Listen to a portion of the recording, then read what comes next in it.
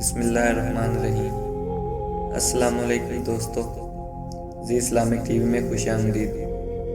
امام محمد باقر علیہ السلام کے فرمان کے مطابق عورتوں اور مردوں کے احکام کے فرق یہ ہیں: عورت پر اذان نہیں، اقامت نہیں، جمعہ کی شرکت نہیں، جماعت نہیں، مریضوں کی عیادت نہیں، جنازے کی مشیت نہیں، بآواز بلند تلبیہ نہیں، صفا و مروہ کے درمیان تیز چلنا نہیں، حجر اسود کا بوسہ نہیں اور اسے ہاتھ لگانا نہیں، کعبہ میں داخل ہونا نہیں، حج میں انہیں سر منڈوانا نہیں بلکہ تھوڑے سے بال کٹوانے ہوں گے، عورت کو قاضی نہ بنایا جائے، عورت کو حاکم نہ بنایا جائے، عورت کو مشیر نہ بنایا جائے، اور بغیر مجبوری کے عورت جانور ذبح نہ کرے۔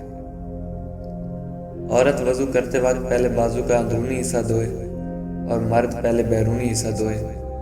مردوں کی طرح مسح نہ کرے بلکہ نماز فجر اور مغرب کے وقت دوپٹے کو ہٹا کر مسح کرے اور باقی نمازوں کے وقت اپنی انگلی داخل کر کے مسح کرے۔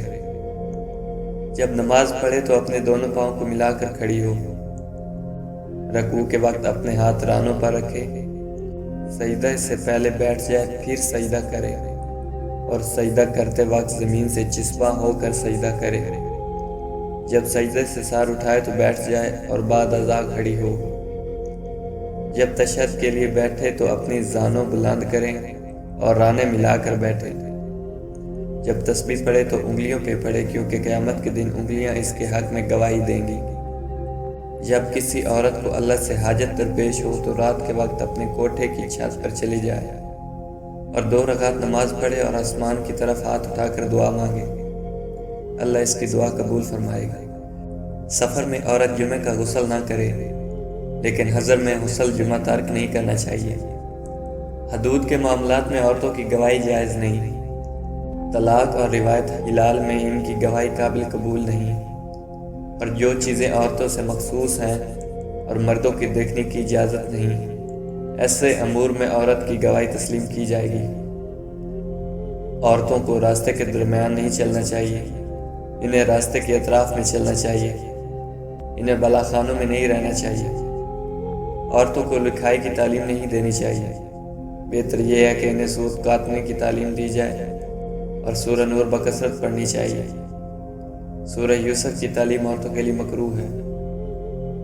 اگر عورت مرتد ہو جائے تو اس سے توبہ کا مطالبہ کیا جائے، اگر توبہ کر لے تو آزاد ہے، ورنہ اسے ہمیشہ کے لیے قید خانے میں ڈال دیا جائے۔ اسے ارتداد کی سزا میں زندان میں داخل کر کے قتل نہ کیا جائے جیسے مرتد مرد کو قتل کیا جاتا ہے۔ زندان میں اس سے سخت کام لیے جائیں، اسے صرف جان بچانے کی حد تک روٹی پانی دیا جائے اور اسے پہننے کے لیے موٹے اور کھردرے کپڑے زندان میں دیے جائیں اور نماز روزے کی چھوڑنے کی وجہ سے اسے مارا جائے۔ عورتوں پر جزیہ نہیں ہے۔ جب زچگی کا وقت ہو تو متعلقہ داعیہ کے علاوہ باقی تمام عورتوں کو کمرے سے نکال دیا جائے۔ حیض والی عورتیں اور جس پر غسل جنابت واجب ہے وہ مرنے والے کے قریب نہیں آنا چاہیے، کیونکہ اس سے فرشتوں کو تکلیف ہوتی ہے۔ جنب اور حائض عورتوں کو میت قبر میں نہیں اتارنا چاہیے۔ جب عورت کسی جگہ سے کھڑی ہو تو اس جگہ مرد کو اتنی دیر تک نہیں بیٹھنا چاہیے جب تک وہ جگہ ٹھنڈی نہ ہو جائے۔ شوہرداری عورت کا بہترین جہاد ہے اور عورت پر سب سے زیادہ حق اس کے شوہر کا ہے۔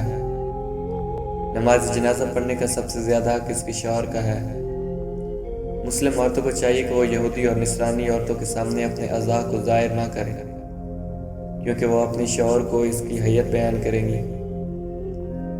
جب گھر سے نکل رہی ہو تو اسے خوشبو نہیں لگانی چاہیے اور اسے مردوں کی مشابہت نہیں کرنی چاہیے، کیونکہ رسول اللہ صلی اللہ علیہ وسلم نے ان مردوں پر لعنت کی ہے جو عورتوں کی مشابہت اختیار کرتے ہیں، اور ان عورتوں پر لعنت کی ہے جو مردوں کی مشابہت اختیار کرتی ہیں۔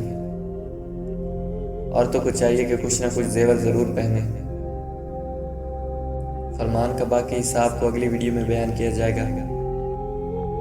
امید کرتا ہوں آپ کو یہ ویڈیو پسند آئی ہوگی۔ اپنا خیال رکھیے گا۔ اللہ حافظ۔